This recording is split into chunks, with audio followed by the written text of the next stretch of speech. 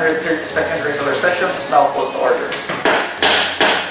Let's all start for the opening prayer, led by our SK Federated President, the Honorable Lani Anacta, followed by our national anthem. Let's start in the presence of the Lord and the Father, the Son, and the Spirit of God. Dear Lord, we offer this gathering to you and ask you to bless it with your wisdom and grace. We thank you for this opportunity to be together, to grow our love and service of you and love each other. We ask you to enlighten our minds to know what is true and just, strengthen our wills to bear our faith when we come to see your fellowships. May all our thoughts, words, and actions be directed to making your name and your love better known among men for the sanctification of the happiness here and at the Amen. We thank the Father, the Son, and the Holy Spirit.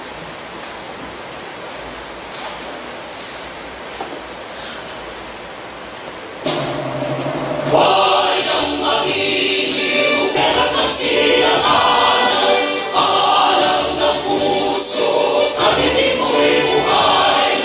Lupang hinirang, tuyang ka ng magiging, sa manlulupi, di ka pasisinin, sa lahat at bundok, sa simoy at sa langit mo baka, kailan ang bulan, awit sa panglayo nila. Mag-isang ang watawat mo'y tagumpay na nag-ibig.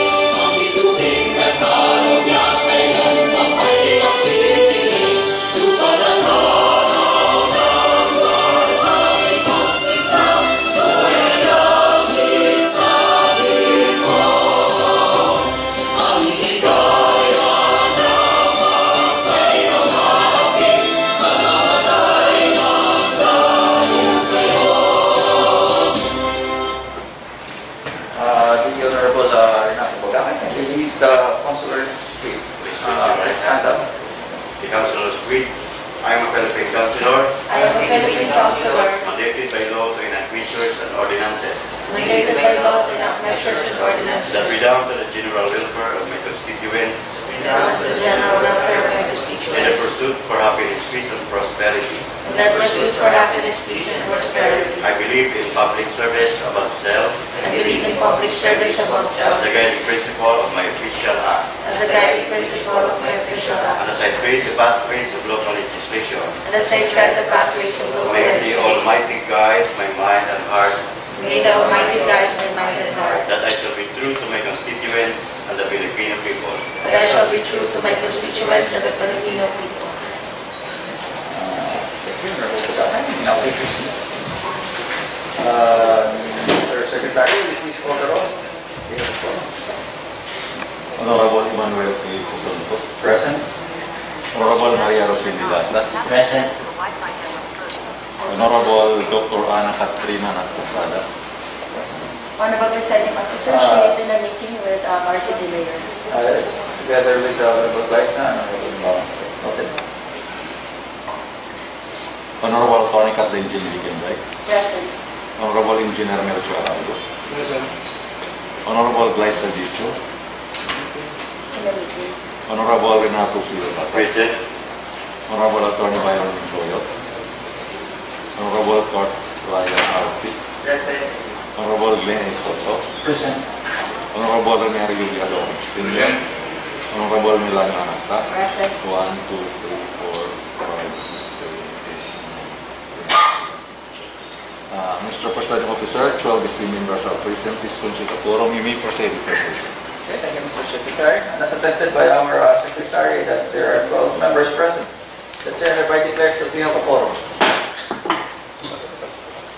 Excited, Mr. Secretary. We now move on to the approval of the order of business. Honorable Presiding Madam Officer. Floor Leader. Honorable Presiding Officer, I would like to propose several amendments. The first one is the exclusion from the committee report of the Public Order and Safety Committee report.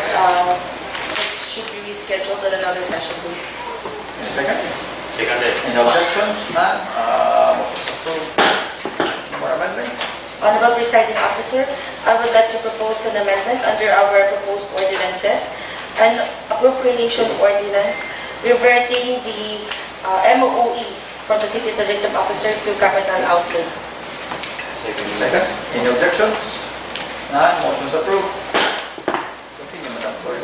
Honorable Presiding Officer, I would like to propose another inclusion to our proposed resolution. A resolution approving the 15 franchise applications of motorized tricycle in Borongan City. 15. 15. Any second? Second Any motion. objections? None. Motion's approved. And finally, Honorable Presiding Officer, I would like to propose an inclusion under our proposed resolution, a resolution endorsing the literacy program of ESNCHS and supporting also such program. Any second? Second motion. Any objections? None. Motion's approved. Madam Clerk, continue. Honorable Presiding Officer, I move for the approval of the order of business as amended. Second. Any objections? None. So the order of business for today is hereby approved as amended. Next item, Mr. Secretary. Reading and consideration of the minutes of the regular session held last April 24, 2020. Okay, the minutes was emailed to you again. Any corrections? Comments, suggestions? None? Madam Coordinator? Honorable Presiding Officer, I move for the approval of the minutes of the regular session held last April 22, 2022. Second. Any objections? None. So the minutes from the session held on April 22, 2022 is hereby approved. Next item, Mr. We now move on to item number 11, new business. We have a proposed ordinance, appropriation ordinance reverting MOOE to capital outlay for raising office. Madam Coordinator? Honorable Presiding Officer, I move that we include the matter under our proposed new business under Section B. Any objections? None. Motion approved. Next item, please, Mr. We have proposed resolution, application of 15 motorized franchise from 15 applicants. Madam Coordinator? Honorable Presiding Officer, as requested from the Office of Honorable Arago, there has been a deliberation from the Franchising and Licensing Board, and they have found out that the 15 applicants, namely KG, Fenye, Palada, Kultura, Palada of Barangay Santa Fe, Puntica of Barangay Bugas, Alagabia of Barangay Bato, Sara Apita of Barangay Sabang South, Emmanuel R. of Barangay San Gabriel, Mersha Borata of Barangay Balod, Sidel Kalim of Barangay Balod, Billy Durango of Barangay Bebacong, Jerome Palada of Barangay Bayubay, Jerry Santiago of Barangay A, Gregorio Tambulagan Jr. of Barangay Punta Maria, and Apple Antaniega, Barangay East. Application for franchise was complete and appropriate, and the body unanimously approved for endorsement. I therefore move to be passed and approved under a resolution approving the said 15 applications of franchise motorized tricycle for hire in the city of Borongan. Any objections? None. So the proposed ordinance is hereby approved. Madam Coordinator? Next item. Next item, Mr. Secretary. Another proposed resolution endorsing the literacy program of the National Comprehensive High School and authorizing the Honorable Mayor to support said program. Honorable Presiding Officer, this resolution is brought to us by our teachers from the Eastern Samar National Comprehensive High School, and they are ready to present to this body the said literacy program. I therefore move that we temporarily suspend our internal rules of procedure so that we can ask our teachers to present before this session the literacy program. Objections? None. So our internal rules hereby temporarily suspended so we can accommodate our speakers. Sige ma'am. Okay, state na lang for the record. Then, continue with the presentation. Thank you.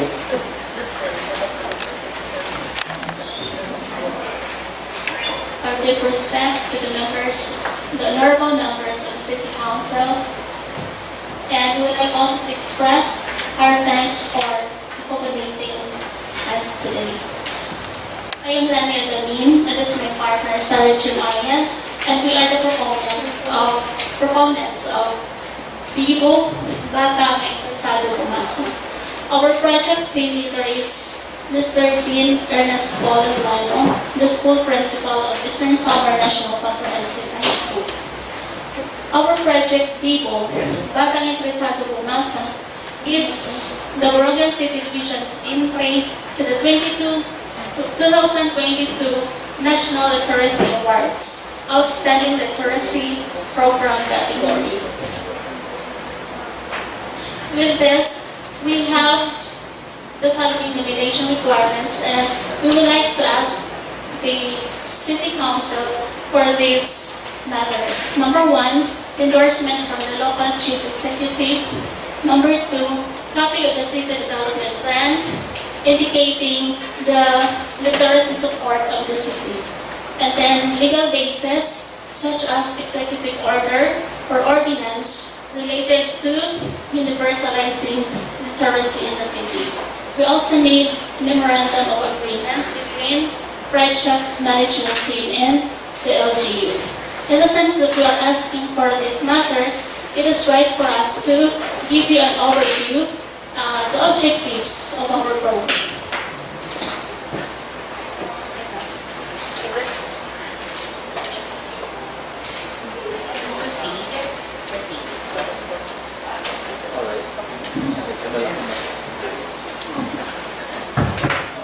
Let's proceed.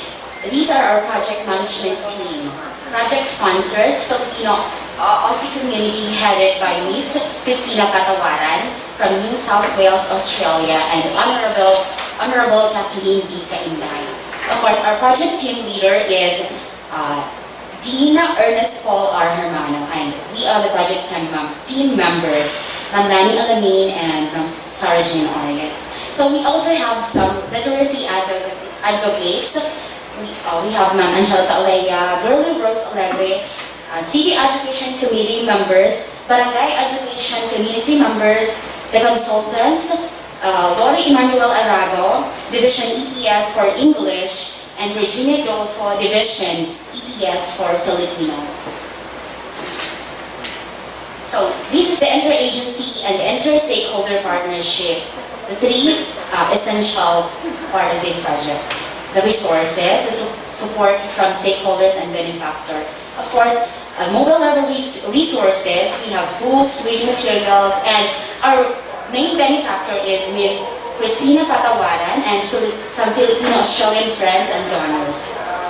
For the logistics, the vehicle for the transport of the mobile library, of course, which was taken care of by Honorable Kathlyn, Cainday, and LGU Borongan City. Okay, this is our first, the project management team, the generous benefactor of the library resources, Ma'am Christina Patawaran at the center, with her Phil Aussie friends and donors and the staff member of Honorable Cainday. Let's go over to the context of the project. Since reading literacy improvement has been an uphill battle for the Department of Education for quite some time, and Borongan City Division is no exemption. The division field area or informal inventory for reading yielded dismal results in literateness, with frustration level of 42% in grade 3 in 2018 and 39% in 2019. So, nag-decrease siya, staggeringly low. Okay, these circumstances can be summed up to the lack of comprehension among the learners and frustration level. Though learners can read fluently, they are finding difficulties in grasping ideas and concepts about what they are reading, and these will greatly affect transfer of learning. These indicators are alarming, considering learners' progress from grade 1 to 3. Okay. With this problem, we have given us some appropriate action, and this would affect the learners' learning and level of achievement in school. So, the importance of reading comprehension cannot be understated. Reading strategies has been developed to improve the reading comprehension skills of the learners. So, literature shows clearly that libraries are valuable tools in attaining and retaining a variety of literacy skills, including reading and information literacy skills, especially in resource and print-poor environment.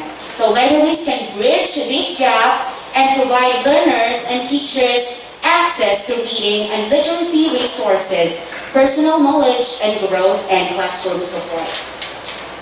So, school libraries can be the center for converging streams of literacies as well as learning opportunities regardless of the educational model in use. It is on this context that the proponents conceptualize a literacy program anchored to the importance of library in improving learners' literacy skills. So, let's talk about Bibo. What is Bibo? Bata nga Interesado Bumasa. It is a mobile library that aims to provide grade 4, 5, and 6 learners with alternative reading materials as an intervention to enhance or improve reading comprehension skills among learners. Project Bibo aims to zero out number of learners who are in the frustration level in grades 4, 5, and 6 in Borongan City Division. So, okay. The mobile library consists of 2,145 books donated by Filipino Australians in New South Wales. These materials comprise the mobile library that will by turns operate in selected elementary schools in the division. Okay. Pre-tests and post-tests are administered before and after Bibo intervention, respectively, to determine the effect of the mobile library to the learner's reading profile. Assessment tools used are the field area or reading package. Okay, this is how Bibo operates. Learners are expected to read 1 book each day on the first week. For 2 weeks, 2 books each day on the 2nd week, 3 books each day on the third and fourth, 4 books each day on the last week. Accordingly, after 4 weeks, a learner will be able to read 50 books. After the program, each learner will be awarded with a certificate of reading achievement as a form of merit. Moreover, if a learner can read more than 100 books, a certificate of excellence award will be given to the learner and to the parents as well. Okay, this is our first recipient of the project, San Gabriel Elementary School. Some MOVs. Okay, some snapshots of the result. According to this table, the statistical result in oral reading score, it is shown that grade 4 and 5 obtain p-values of 8 and 0.14 respectively, which are less than to the 0.05 alpha level. So generally, the Bibo Mobile Library has significant effect on the oral reading score of grade 4 and 5 participants. On the other hand, the oral reading score of grade 6 get a p-value of 0.915. This value is greater than the 0.05 alpha level. Hence, the Bibo's mobile library has no significant effect on the oral reading score of grade 6 participants. Okay, and then table 2. For the reading rate, same as that. So in conclusion, the statistical results cited in the, it is therefore concluded that Bibo's mobile library was successful in increasing the participants' reading profile in terms of oral reading score, reading rate, and reading comprehension. So this is our second project recipient, the Tabok Elementary School. But unfortunately, no significant data was gathered due to lack of cooperation among teachers and learners. Pre-test was administered, but no point of comparison because the intervention was not carried out meaningfully. So, no cooperation there. And the last one, the third recipient is, we have Katrina Elementary School, which is an ongoing path. This is our sample award. And our next recipient is Hawaii Elementary School. Okay. For the sustainability and institutionalization plan, okay, we have here children refreshments, snacks, items, biscuits, which was provided by our birth or from the school, and fund from the birth. So, naubos niya, exhausted na ma'am. Okay. Due to inadequate classroom in recipient schools to accommodate the library, the project management team envisioned a real mobile library. So, we are waiting for some benefactor. As some additional library materials, we have bookshelves and other stuff. Okay, that would be all. Thank you.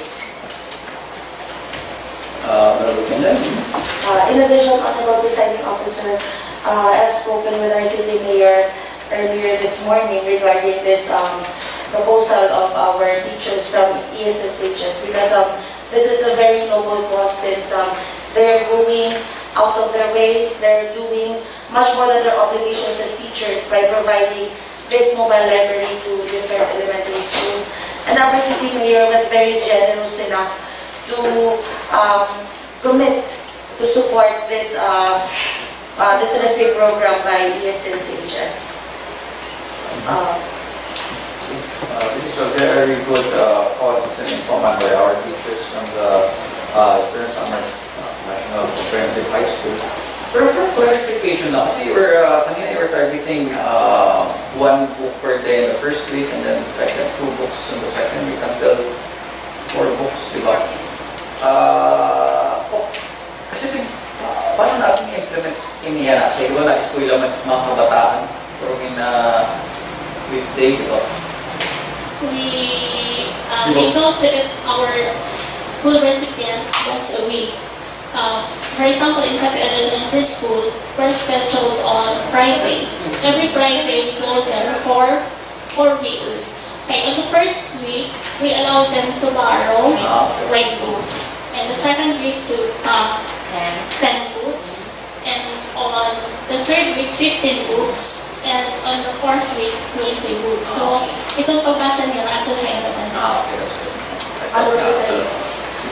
In addition, also, Honorable Presiding Officer, the city government has been supporting this informally, even without the formal MOA with the city government. Our city mayor has allowed the ESSHS to use the transportation vehicle for their implementation of this project.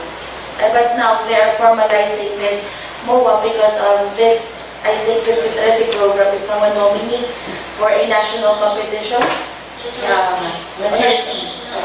National literacy competition all over the Philippines. So it is a pride of Borongan to have such project implemented in the city. Any more questions, comments, suggestions? Limbauan? Just a comment na actually, very happy with the Tasogolini and gupayin niya, nakapakita ito natin mga viewers na may data na yung Tasogolini na program kasi actually ako personally, and then naman ka na elementary, medyo mahina na ako natin ng reading comprehension. So, gupayin niya para ito natin mga students na direla na sa rin school kasi di rin talaga enough time dito na lalong-lalo na yan ang pandemic. So thank you very much ito natin taga ESSHS for having this program and selling pa itong LG full support kung anong pa man ito naman pwedeng may hatag iyo. Thank you. Thank you so much po, nakaka-proud maging nag-graduate tayo ESSHS. Tapos may nakula po siguro hamiwan mga schools kasi one of your recipient maray pag-cooperate. Hopefully, ating mga schools mag-cooperate po kamo kasi para hindi natin kabataan. Kung baga extra credit na nanganip po, hindi pa nga bayad. Sana po mag-cooperate kamo, siya lang po tapang panawagan. Thank you po. Ayun na. Thank you for your excuse. Sige ma'am, thank you very much po for your time and hopefully makabuligid kami yung mga endeavor pa yung tatag-eskwelahan. Kita ko yung nga bulig kay marang kita damang katulangan dito ibang barangay. Kita ko yung nga bulig para natin mga bulog yun. So thank you very much po and good job. Thank you. Time for leaders. Honorable Presiding Officer, I move for the suspension, to lift the suspension of order and rules of procedure so that we can proceed with our session. Second then. Any objections? The internal rule, the temporary suspension of our internal rules is hereby lifted. Madam Floor Leader. Honorable Presiding Officer, after hearing the objectives of the literacy program of Eastern Samar National Comprehensive High School, I would like to move that we pass and approve this resolution endorsing and supporting the literacy program of Eastern Samar National Comprehensive High School and also giving authority to our city mayor to sign a memorandum of agreement as partnership with ESSHS and the LGU of Borongan for the transportation vehicle for the SED program. Second. Objections? None, so the proposed resolution is hereby approved. Next item, Mr. We have the proposed ordinance for second reading, appropriation ordinance reverting to capital outlay in the office of the city police. Madam Authority. Honorable Presiding Officer, our City Tourism Officer has brought to our attention a savings from their recently held weekend fair program in the City of Tourism amounting to 208,100 pesos. And as a group, your City Mayor, they would like to spend this money for the purchase of sound system in our Kaya Kamada. And attached to the request is a certification from our budget officer for the availability of the said fund. I would like to move that we pass and approve this ordinance on second reading. Objections? None, so the proposed appropriation ordinance is hereby approved on second reading. Madam Authority. Honorable Presiding Officer, I would like to move that we include the said appropriation ordinance under our third reading. Second. Objection? None, motion is approved. Next item, Mr. For third reading is appropriation ordinance reverting to capital outlay of this organization. I may now move on to other matters. Any other matters? Honorable Presiding Officer, there was a recent request from Honorable Arago to call upon our Melcho management to discuss the sudden increase in our electric charges, and since they're not present as of the moment and we have not invited them formally, would like to request for an invitation to them to appear before our session, our next regular session. Mr. Secretary will take note, send an invitation to the Melcho company. Next item. Announcement. Announcements. Any announcements? Alright. Next item, sir. Adjournment. Adjournment. Honorable Presiding Officer, I move for the adjournment of our 132nd regular session. Objection. None, so our 132nd regular session is now adjourned.